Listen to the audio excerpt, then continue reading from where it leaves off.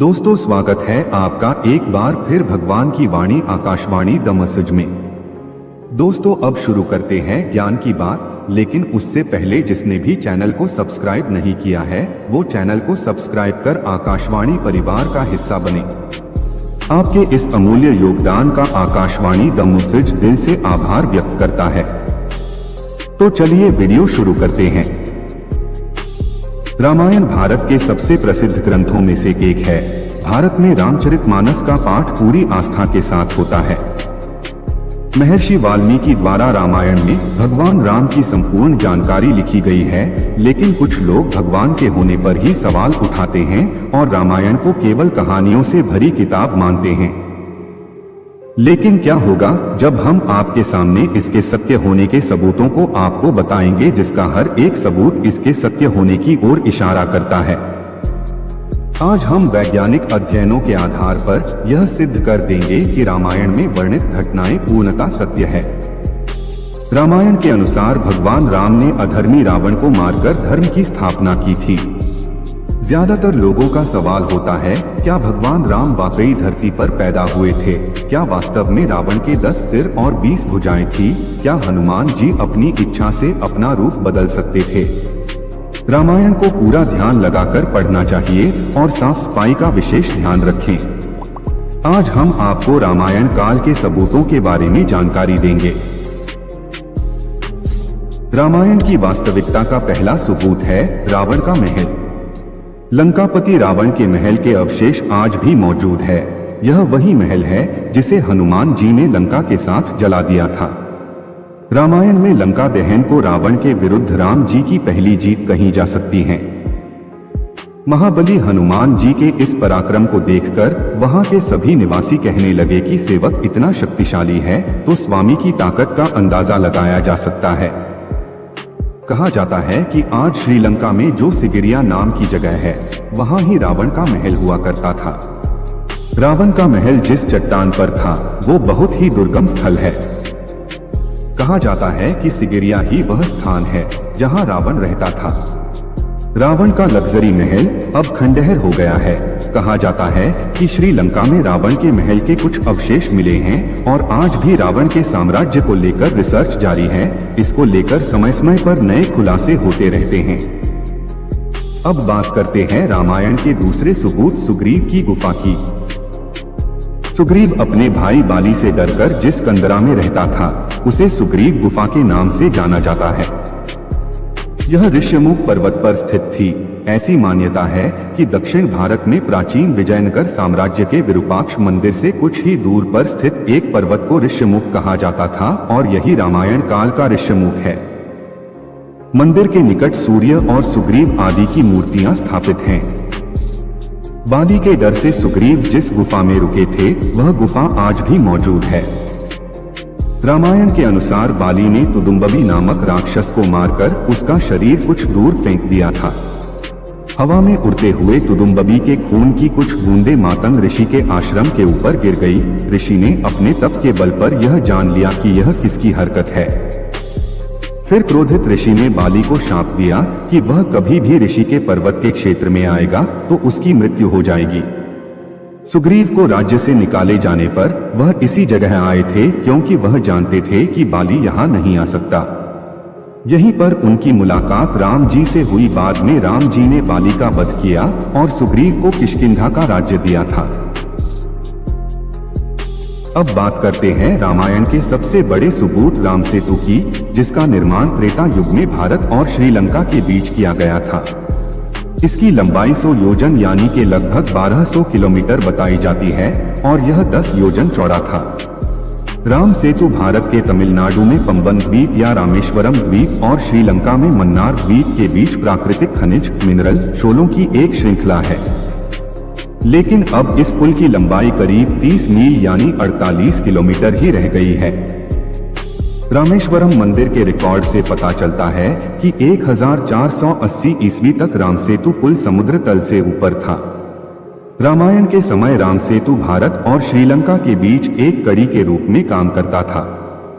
सनातन धर्म में आस्था रखने वाले इसी पुल को राम सेतु कहते हैं। राम सेतु को एडम्स ब्रिज भी कहा जाता है।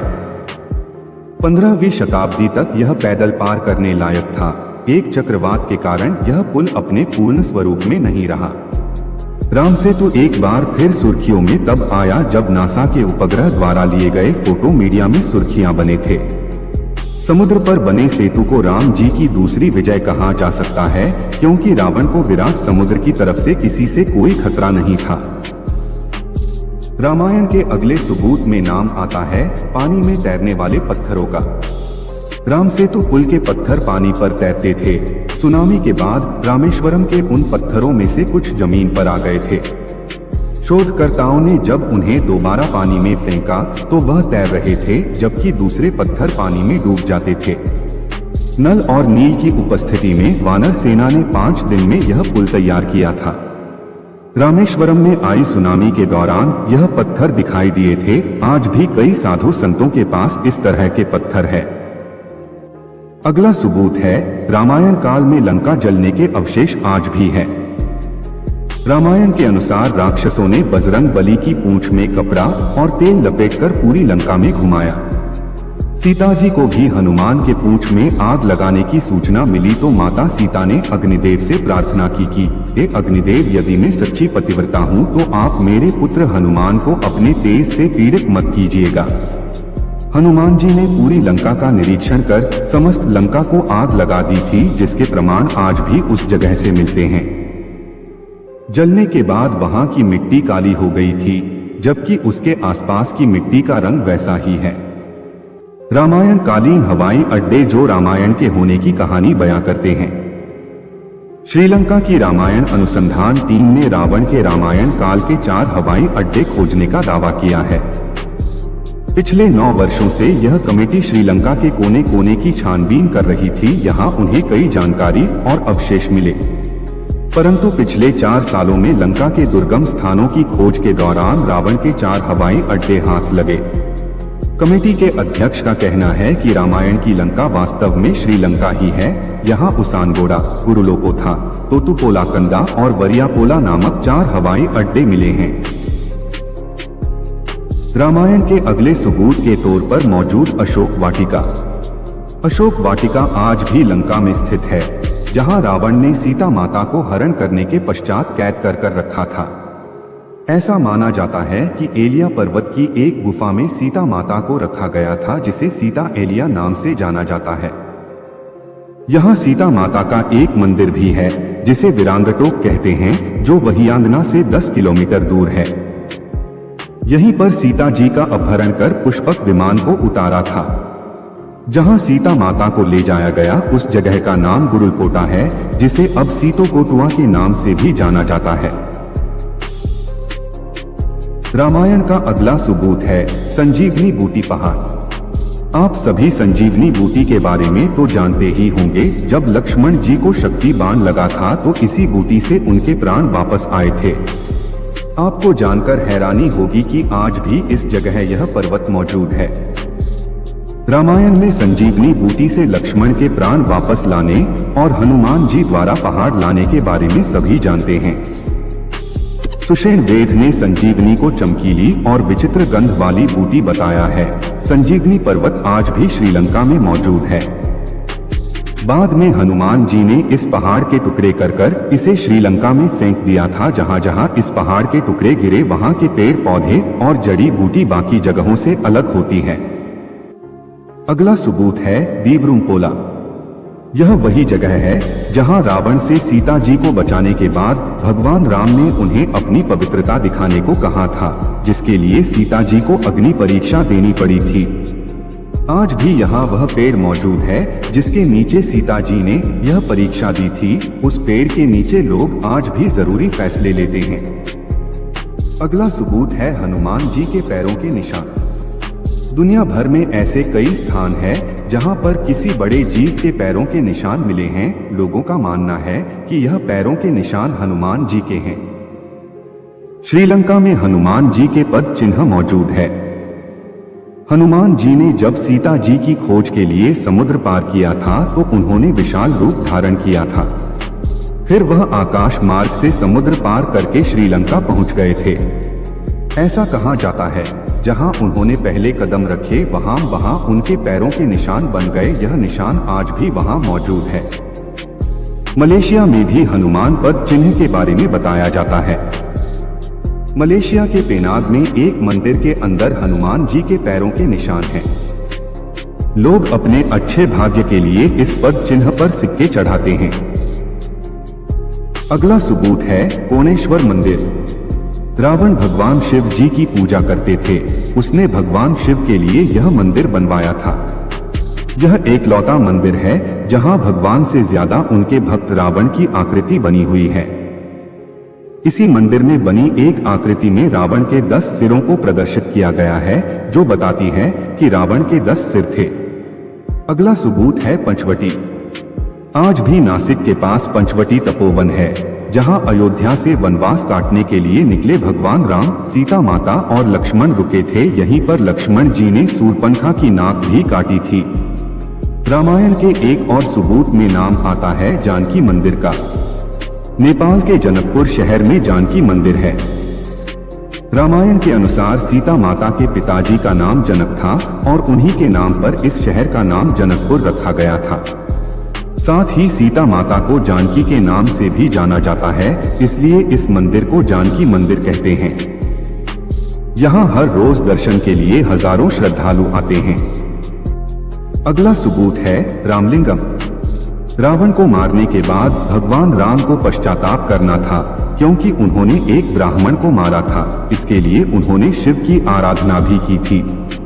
भगवान शिव ने श्री राम को 4 शिवलिंग बनाने को कहा। एक रेत का शिवलिंग सीता माता ने बनाया, 2 शिवलिंग हनुमान जी कैलाश से लेकर आए थे और एक शिवलिंग भगवान राम ने स्वयं अपने हाथों से बनाया था, जो आज भी इसी मंदिर में स्थित है। इसीलिए इस जगह को रामलिंगम कहते हैं। अब बारी आती है रामायण के अगले सबूत कोबरा हुड केव की। जब रावण सीता जी का अपहरण कर श्रीलंका पहुंचा, तो सबसे पहले सीता जी को इसी जगह पर रखा गया था। इस गुफा पर हुई नक्काशी इसी बात का सबूत देती है। रामायण के अगले सबूत में नाम आता है हनुमानगढ़ी का। रामायण के अनुसार जब सीता माता का अपहरण हुआ था, तो राम जी की मुलाकात हनुमान जी से हुई। उसके बाद हनुमान जी हर रोज एक स्थान पर श्री राम का इंतजार किया करते थे।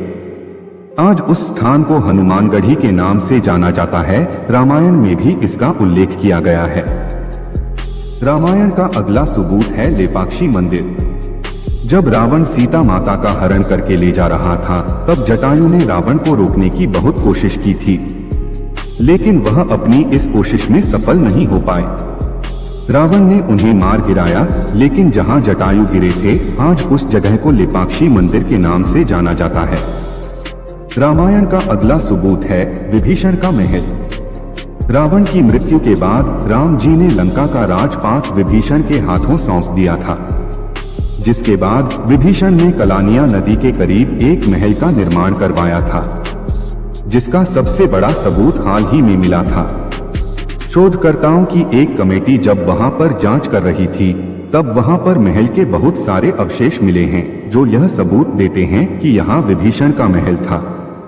रामायण का एक और सबूत में नाम जुड़ता है सीता टियर तालाब। जब रावण धोखे से सीता माता का अपहरण करके उन्हें लंका ले आया था, तब रावण का पुष्पक विमान एक स्थान पर उतरा था। उस समय सीता जी की आंखों से आंसू गिर रहे थे। जहां पुष्पक विमान रुका, उस स्थान पर सीता जी के आंसू गिरे और वहां एक कुंड बन गया। आज इसे सीता टियर तालाब कहा जाता है। इसके आसपास पानी का कोई स्रोत नहीं है, फिर भी यहाँ का पानी किसी भी मौसम में नहीं सूखता। रामायण के होने का अगला और आखिरी सबूत है कोंडाकट्टू। रामायण के अनुसार हनुमान जी के लंका जलाने के बाद रावण डर गया था और उसे बार बार यह डर सता रहा था कि हनुमान जी दोबारा से लंका पर हमला न कर दें। इसलिए रावण ने सीता माता को अशोक वाटिका से हटाकर कोंडाकट्टू में रखा था। पुरातत्व विभाग को यहाँ कई गुफाएं मिली है, जो सीधी रावण के महल तक जाती हैं। दोस्तों, इस वीडियो में दी गई जानकारी अगर आपको रामायण के होने की पुष्टि कराती है, तो कमेंट में जय श्री राम जरूर लिखें और वीडियो को लाइक एंड शेयर कर चैनल को सब्सक्राइब करें। अब हम आपसे आज्ञा चाहते हैं। जय श्री राम।